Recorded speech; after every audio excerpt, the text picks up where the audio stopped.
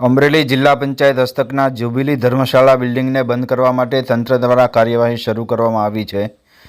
ગત રાત્રિના સમયે તંત્ર દ્વારા અમરેલી જિલ્લા પંચાયત હસ્તકની જ્યુબિલી ધર્મશાળા બિલ્ડિંગમાં આવેલી તમામ દુકાનોમાં એક નોટિસ લગાડવામાં આવી હતી। આ નોટિસમાં જણાવવામાં આવ્યું છે કે હાલમાં 48 કલાકમાં ભારેથી અતિ ભારે વરસાદની પરિસ્થિતિના કારણે આ બિલ્ડિંગ જર્જરિત હોવાથી સલામતીના ભાગરૂપે તેને તાત્કાલિક ખાલી કરવા, તમામ દુકાનો સીલ કરવા અને બિલ્ડિંગ ફરકે બેરીકોડ કરવાની સૂચના હોવાથી તાત્કાલિક કાર્યવાહી કરવામાં આવશે તેમ જણાવવામાં આવ્યું હતું। ત્યાં પછી સવારે વેપારીઓ એકઠા થયા હતા અને તંત્ર પણ ઘટના સ્થળ પર પહોંચી ગયું હતું અને બિલ્ડિંગને બેરીકોડ કરવા માટેની કાર્યવાહી શરૂ કરવામાં આવી હતી। આ બિલ્ડિંગમાં હાલમાં 10 જેટલી દુકાનો આવેલી છે। આ તમામ દુકાનદારો અમરેલી જિલ્લા પંચાયત ખાતે ડીડીઓ પાસે પહોંચ્યા હતા અને દુકાનો સીલ ન કરવા તેમજ બેરીકોડ ન કરવા અને બેરીકોડ કરવામાં આવે તો તેમાં દુકાનદારોને પ્રવેશ માટેની જગ્યાઓ આપવા સહિતની રજૂઆતો કરવામાં આવી હતી, જેમને ડીડીઓ દ્વારા તાત્કાલિક ધોરણે આ બિલ્ડિંગનો ઉપયોગ બંધ કરી દેવા માટે કડક સૂચનાઓ આપવામાં આવી હતી।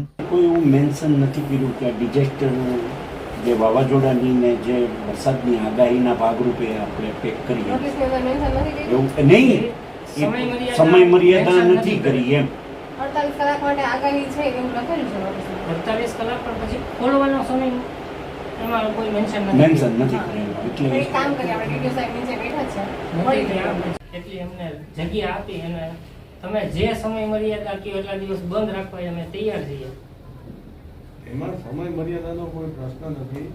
મકાન જર્જરિત છે, તમારો જે કંઈ જગ્યાનો એ બધો પ્રશ્ન હોય એ અલગ બાબત છે, પણ જ્યારે કોઈ મકાન પડી જાય એવું હોય તો માલિકીનું મકાન હોય ને તો એનો ઉપયોગ બંધ કરવાની તંત્ર સૂચના આપતું હોય અને એના અનુસંધાનમાં જ અમે આ મકાન જર્જરિત છે એવું નગરપાલિકાએ નોટિસ આપેલી છે।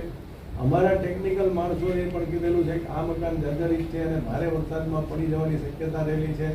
એટલા માટે તંત્રનું કહેવાનું એટલું જ છે કે તમે લોકો એનો ઉપયોગ કરવાનું બંધ કરી દો, જેથી કરીને ભવિષ્યમાં કોઈ દુર્ઘટના બને તો આપણે જાનહાનિ ન થાય। અમારી એક એવી રિક્વેસ્ટ છે કે ઉપરનો જે કાંઈ જે એ બધું પછી એના માટે અલગથી મીટિંગ કરીને જે કંઈ એની કોઈ નિર્ણય લેવાની સત્તા મારા એકલાની હોતી નથી। અમારી રજૂઆત માટે અલગથી મીટિંગ બોલાવશું, ચર્ચા કરી નિર્ણય કરશું।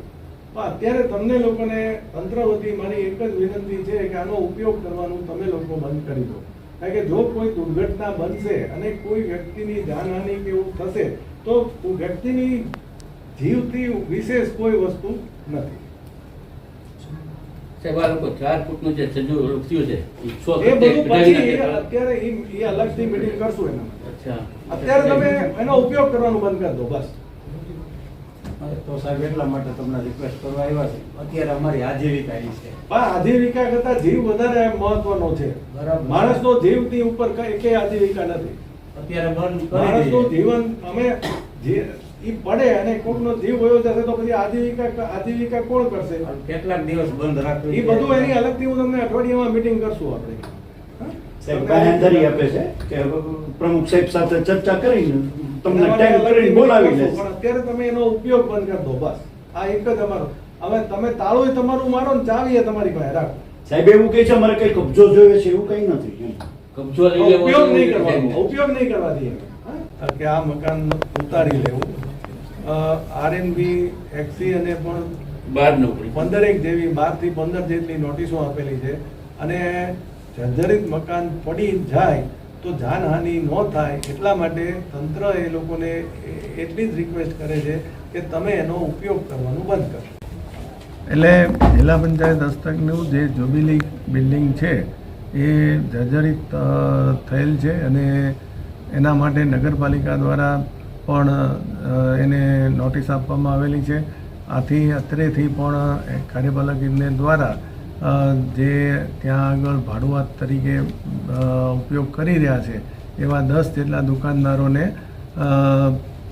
ઉપયોગ બંધ કરવા માટેની નોટિસો આપવામાં આવેલી છે અને હાલમાં એ લોકોને આ મિલકતનો ઉપયોગ બંધ કરવા માટેની સૂચના આપવામાં આવેલી છે, જેથી કરીને મકાનને કે એને કોઈ નુકસાન થાય તો આપણે જાનહાનિ કે ઇન્જરી નિવારી શકીએ।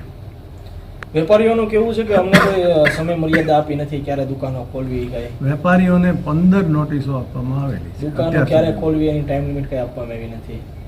જર્જરિત મકાનનો દુકાન ખોલવાનો ટાઈમ આપી ન શકાય।